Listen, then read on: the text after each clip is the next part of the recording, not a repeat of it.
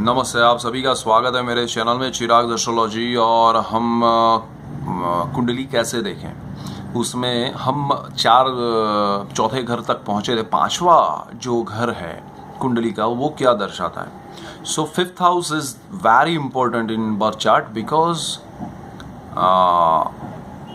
वो प्रेम का है, वो विद्या और संतान का है, और वो स्थान बहुत महत्वपूर्ण है कुंडली में। बिकॉज देखिए ना, हमारे जीवन में जब शादी होती है तो शादी के बाद हमें प्रश्न आते हैं कि संतान योग है या नहीं। और शादी नहीं हुई है तो उससे पहले देखा जाता है कि आपने पढ़ाई क्या की है, आपने लाइफ में, मतलब शुरुआत जहाँ से होती है लाइफ की, आपकी सीनियर जूनियर, मतलब ये पढ़ाई जहाँ से शुरू होती है, प्ले ग्रुप नर्सरी से, तो वहाँ से ही ये पांचवा भाव आपका शुरू हो जाता है कि भाई इसकी पढ़ाई कैसी होगी। सो पांचवा भाव आपके जीवन का आर्किटेक्ट है, वो आपकी लाइफ डिसाइड करता है कि आप किस ब्रांच में जाने वाले पढ़ने के लिए, आप क्या पढ़ेंगे, क्या आपको उसमें उखाड़ेंगे आप उसमें। सो आप पढ़ाई करने के बाद लाइफ में क्या करने वाले, वो पढ़ाई आपकी लाइफ में काम आएगी या नहीं। बिकॉज पांचवें भाव से पता चलता है कि पढ़ाई आप ये करेंगे, लेकिन कर्म भाव से पता चलता है कि आप उस पढ़ाई को यूज़ करने वाले हैं कि नहीं लाइफ में।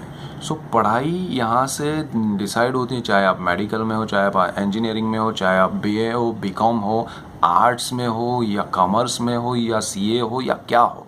सो यहाँ से डिसाइड होता है कि आप क्या पढ़ाई करने वाले हैं। आप प्रेम विवाह करेंगे या नहीं वो भी यहाँ से डिसाइड होता है पांचवें भाव से।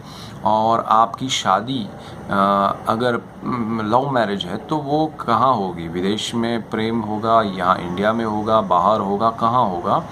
सो वो भी डिसाइड इस भाव से होता है।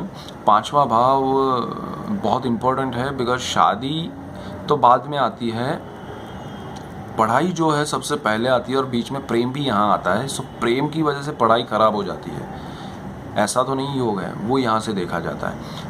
पढ़ाई की वजह से प्रेम चला जाता है, वो भी यहाँ से पता चलता है। और पढ़ाई में ही प्रेम मिलेगा, वो भी यहाँ से पता चलता है। सो प्रेम में ही पढ़ाई होगी, वो भी यहाँ से पता चलता है। सो सारी चीज़ें यहाँ देखी जाती है। संतान यहाँ से पता चलता है कि आपको कैसा संतान होगा, पुत्र होगा, पुत्री होगी, कितने होंगे, एक पुत्र एक पुत्री, दोनों पुत्रियाँ, क्या। सो वो भी यहाँ से पता चलता है। एंड होगा या नहीं वो भी यहाँ से डिसाइड होता है। और वो सीजर ऑपरेशन करके होगा या नॉर्मल डिलीवरी होगी वो भी यहाँ से पता चलता है।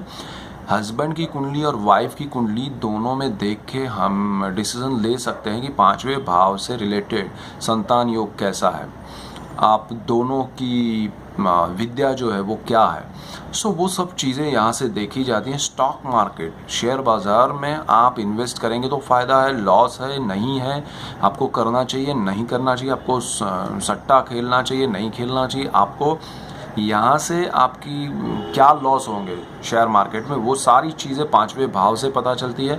पांचवें भाव के मालिक से पता चलती है, पांचवें भाव पर दृष्टि करने वाले ग्रहों से पता चलती है, और उसके कारक से पता चलती है। सो पांचवा भाव बहुत इम्पोर्टेंट है। और पांचवें भाव में अगर कोई कारक बैठता है तो कारको भाव नाशा योग बहुत स्ट्रॉन्ग, ये उक्ति को साबित भी करता हुआ मैंने देखा है। सो पांचवा भाव बहुत इम्पोर्टेंट है। सो यहाँ से पता चलता है कि इवन आप संतान योग नहीं है, दत्तक लेने वाले हैं, तो भी यहाँ से पता चलता है। सो पांचवा भाव बहुत इम्पोर्टेंट है कुंडली में। सो पांचवें भाव से ये सब चीज़ें देखी जाती है। आप उसके भाव के मालिक को, कारक को, दशाओं को, उसकी दशा आती है तो क्या इफेक्ट्स देती है वो भी आप समझिए। सो पांचवा भाव ये है और उसमें ये सब देखा जाता है। सो पांचवा भाव हमें क्या समझाता है, क्या दर्शाता है, वो हमने देखा। छठे भाव की बात हम कल करेंगे।